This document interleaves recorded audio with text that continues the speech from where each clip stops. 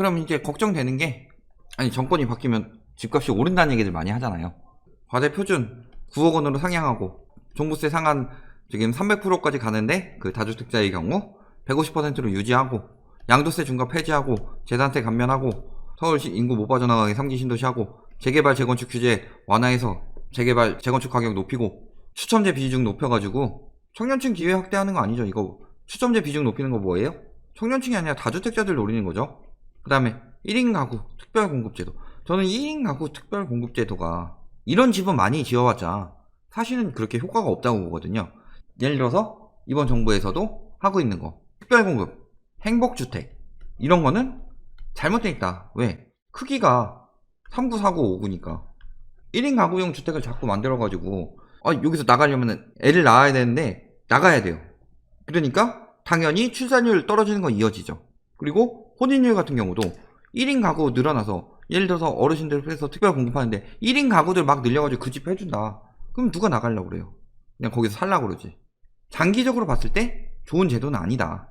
그러니까 제가 그 기준은 8,4에서 변하면 안 된다. 5구, 4구, 3구 내려가는 순간 급격한 인구 감소가 일어날 거다. 이렇게 예측이 되는 거죠. 고가주택 기준 공시지가 12억 너무하죠 이건? 그러니까 어느 정도 조정하고 뭐 할 거다. 주담대 비율 60%까지 늘려봤자 소용없다고 그랬죠. 무주택이어도 청약 제한한다. 이런 건 필요하죠. 분양가 상한제 폐지. 이걸 왜 자꾸 폐지하려고 그럴까요? 건설사들과 함께 돈 벌어먹으려는 짓거리가 아닐지. 카페 같은 데 가보면 이런 얘기 많이 하죠. 정권 바뀌면 재건축 바람이 불 것 같은데 그래도 재건축은 우상향. 재건축부터 떨어지고 있죠 지금. 근데 다시 우상향 할 거다 라고 우기는 거죠. 바뀌면 집값 오를까요? 자, 일단은 현재 상황부터 봅시다. 전국 지금 뭐 했을 때 19년 전국적으로는 좀 떨어졌다. 그래서 20년 지금 왔을 때 전국은 소폭 오르고 있더라. 왜? 비규제 지역 프레임 잡고서 마지막에 빠져나가는 거죠. 비싸게 팔아서. 그런데 그것도 언제까지더라? 3월 16일 이후 계속 감소하고 있더라. 수도권 줄고 있죠. 지금 뭐 풍선효과 더 퍼진다는데 줄고 있죠. 여기서부터 계속 줄고 있죠. 지방 마찬가지죠. 여기 최근에 조금 늘긴 했죠. 그 다음에 서울 같은 경우는 벌써 보합 2주 들어간 다음에 마이너스 하락폭 커지고 있더라. 경기 뭐 전체적으로 봤을 때 지금 상승세가 오르고 있는 지역이 있나요? 크게 봤을 때 세종도 좀 줄었죠 상승폭. 그 다음에 어디요? 대전 오른다는데 대전도 줄었죠. 지금 마이너스 갔죠. 강원. 충북은 좀 올랐네요. 충남 떨어지고 다 떨어지고 있잖아요. 제주는 하락폭이 했는데 제주는 이미 망했고, 제주는 이미 망했잖아요. 이런 상황이다. 특히 서울 같은 경우 보면 어때요? 도심권 커졌죠? 동부권 커졌죠? 서구권, 서남권, 동남권 다 커지고 있다. 지금 특히 아직까지도 상승세를 보이고 있는 동북과 서남은 어디예요? 여긴 노도강이고 여기 서남은 금강부죠. 완전 외곽만 남았다. 제가 그렇게 얘기 많이 했죠. 노도강 오르는 게 끝물이라고. 근데 이제서야 돌릴 수 없으니까 이제서야 얘기 나오잖아요. 2008년 때 금융위기 때랑 똑같다. 강남 떨어지고 노도강 상승했다 떨어지니까 금융위기 때랑 똑같다. 제가 그렇게 계속 강조를 했잖아요. 위험하다고. 그래서 이제서야 기사 나오고 있죠. 그 다음에 핵심 비싼 과천 너무 비쌌죠. 아무리 재건축이 많다 하더라도 송파보다 비싸죠 과천이. 그 다음에 하남 하락세로 바뀌었죠. 대구 수성 오른다고 하는데 지금 핵심 지역인 수성 떨어지고 있더라. 반대로 풍선효과 퍼진다는 광명 상승폭 줄고 있고, 구리 마찬가지고, 남양주, 안양, 지금 수원, 그 수용성의 수원. 그런데 다 지금 상승폭 줄고 있더라. 왜? 풍선효과로 퍼져 나가더라도 묶이잖아요. 그 다음에 또 나가면은 유동성 줄어서 나가는 거고, 퍼져 나갈수록 줄어든다. 거기다가 거기 묶여 있다가 뚝 떨어지는 거고, 거기는. 그러니까 지금 막 오르는 지역 어떻게 해요? 세종 겁나 오르는데요. 사고 싶으면 사세요. 내가 비싸게 사서 싸게 팔겨 나온다니까요. 내가 비싸게 사서 지금 오르는 도중이니까 와 오른다 하고 기분이 좋다가 나중에 내가 팔 때는 박앤세일을 하는 거죠. 그런 상황이에요. 지금 어딜 가든. 자, 매매가격 변동률 얘기했지만 지금 어디다? 대부분 지역이 다 떨어지는 걸로 하락세로 바뀌었다. 노도강 같은 데는 아직 오르는 걸로 나오는 거죠. 자, 전세 가볼게요. 전세 상승폭 누가 요새 막 얘기하죠. 아유 전세 오릅니다. 많이 얘기들 하는데 제가 얘기했어요. 주인 전세나 이런 걸로 일시적으로 수치상으로 오르는 건 있지만 아니다. 심리가 변했다라고 얘기했죠. 실질적으로 전국 떨어지고 있죠. 수도권 어때요? 서울 떨어지고 있고. 그다음에 경기 뭐 여기 수준에서 유지하고 있죠. 이때에 비하면 좀 많이 작죠. 다 지금 그런 상황이다. 뭐 세종 요렇게까지 뭐 공급 부족이라 해서 이렇게까지 일시적으로 올랐지만 실질적으로 다시 상승폭 줄어들고 있더라. 대전 다 마찬가지죠. 자, 얘기했지만 전세 지금 막 오른다고 이야기하고 있는데 전세 수급지수 계속 떨어지고 있죠. 그 다음에 전세 거래지수 아주 바닥을 보이고 있죠. 전국이에요. 서울은 더 심해요. 전세 전망지수 다 떨어지고 있더라. 근데 무슨 전세가 오른다고 계속 호도를 하냐. 본인들이 유리한 거는 국가 기준으로 하는 KB 자료 쓰고 감정은 떨어진다고 할 때도 KB는 계속 오른다고 했었죠. 그런 거는 KB 자료 쓰면서 그때 막 지수 높아지고 있죠. 이럴 땐 쓰면서 왜 지금은 안 쓰냐. 지금 다 얘네들 얘기해주고 있는데. 자, 그러니까 이제 요거 하나 나왔죠. 거래됐다고. 리센치 22억 신고가 찍었으니까 지금까지 떨어진 거는 다 거짓 뉴스고 시세 교란이고 이게 진짜다. 22억 원의 손바꾸임이 이뤄진 것이다. 그리고 뭐라 그래요? 증여 등 특수거래가 아닌 정상거래로 인근 중개업소를 보고 있다. 떨어진 거는 국토부에서 특수인간 거래 아니라고 해도 부자간 거래입니다 하고 소문내고 이거는 아닌 것으로 인근 중개업소가 이야기하고 있다고 그랬죠. 그런데 보면은 실질적으로 여기도 거래했던 부동산이 없어요.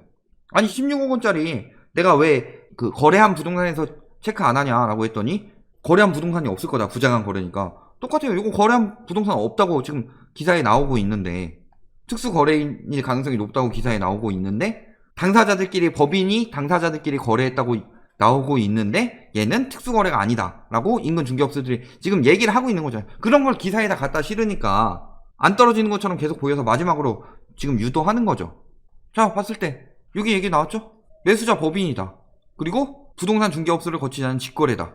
자, 리센트 16억일 때 직거래란 얘기 기사에 나온 거 저는 못 봤어요. 그런데 당연히 직거래이고 부자간 거래다 라고 인근 중개업소들이 이야기했다.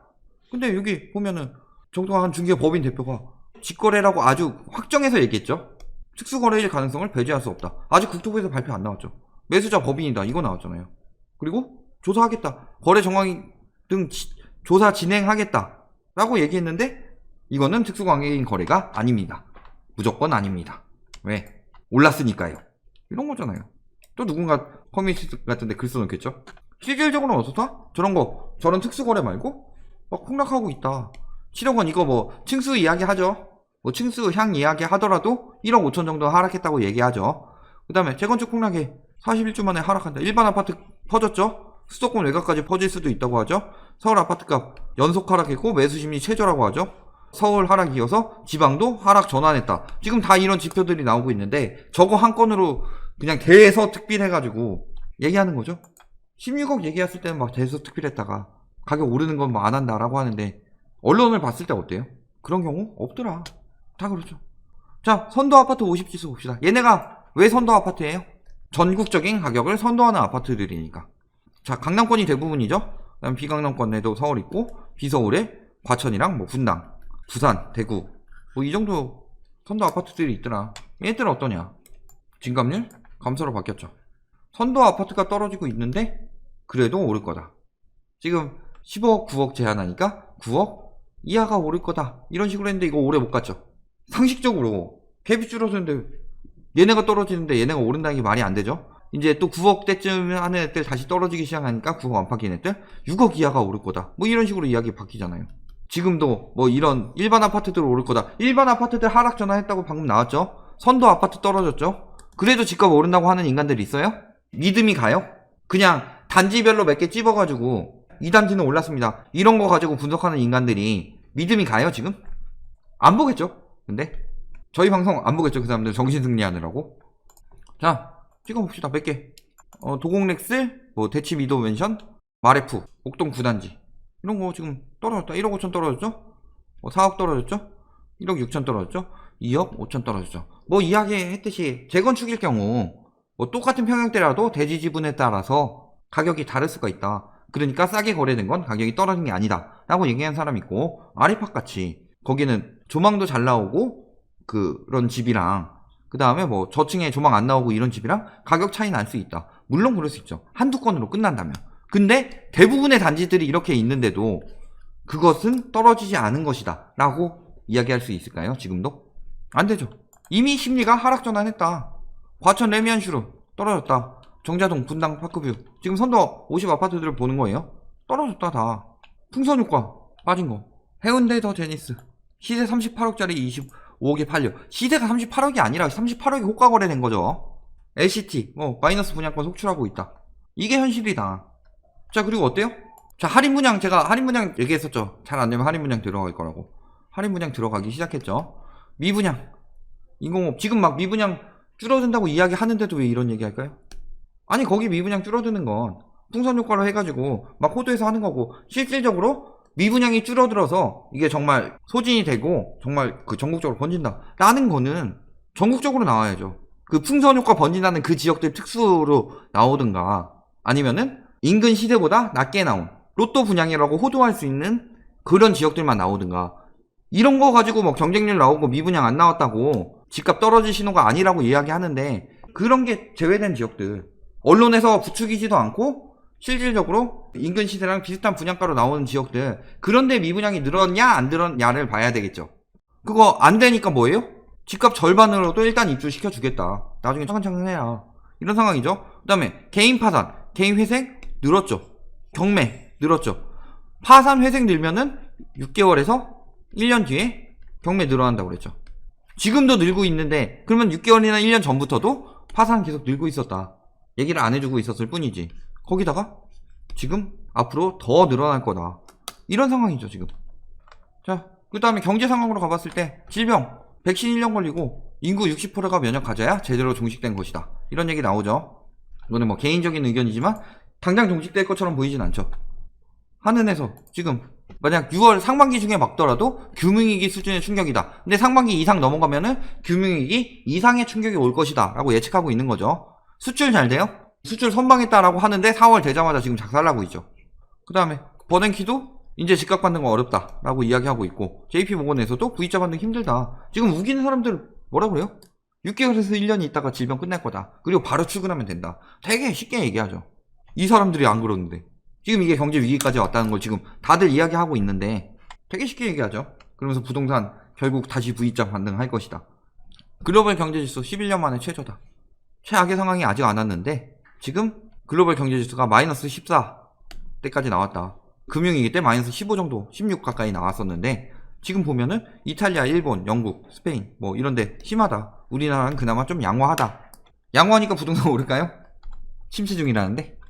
자, 종합지수 보면은 언제예요? 지금 여기서 거의 비슷한데 찍고 이때 올라왔죠. 이게 최악일 때고, 지금은 여기서 이때보다 지금 하락폭 훨씬 더 빨리 커지고 있죠. 종식 안 되면 이거보다 더 크게 떨어질 가능성이 높은 상황이죠. 그리고 국가별로 봤을 때도, 자, 우리나라가 9.8이니까 그나마 양호하지만 우리나라만 양호하다고 해서 되는 게 아니죠. 우리나라 수출 중심국인데 세계적으로 다 양호해야 IMF 때 그나마 빨리 벗어날 수 있었던 게 우리나라만 문제였으니까, 세계는 멀쩡했으니까 그나마 살아날 수 있었지만 지금은 세계가 더 심하더라, 우리나라보다. 네? 아르헨티나 이런 데 작살나고 있고, 미국도 우리나라보다 심하더라. 일본 우리나라보다 심하고, 프랑스 이런 데 지금 큰일 났죠. 리먼 땐 그래도 중국이 살아있어가지고 중국 쪽으로는 어느 정도 수출 감소 폭이 적어서 그나마 빨리 버틸 수 있었는데 지금 중국도 안 좋아지고 있죠. 우리나라보다는 상황이 괜찮은 상황이지만, 그리고 이쪽에서는 진원지인데 너무 적다, 실질적으로 감추고 있다든가 이런 가능성도 생각해 볼 수 있죠. 그런 거 터져 나오면 더 위험할 수도 있죠. 경제적으로도 상황이 매우 안 좋더라. 자, 그래서 지금 신흥국 99곳은 금융위기 얘기해보면은 뭐 신흥국 중에서 모라토리움 같은 거 선언하는 경우도 많을 것이다 라는 이야기 나오죠. 그러니까 IMF 빨리 지금 행동 나서라 라고 지금 많이 이야기하고 있죠. 세계대전 이후 겪어보지 못한 최악의 금융위기가 될 것이다 라고 지금 예측하는 사람도 나오더라. 자, 결국 뭐예요? 실질적으로 아파트 가격은 살인적이고, 한국 사회들이 직면한 현안들, 이거 다 집 산 사람과 안 산 사람의 양극화, 그쵸? 2015년에 산 사람과, 그 다음에 자원의 왜곡과 낭비죠.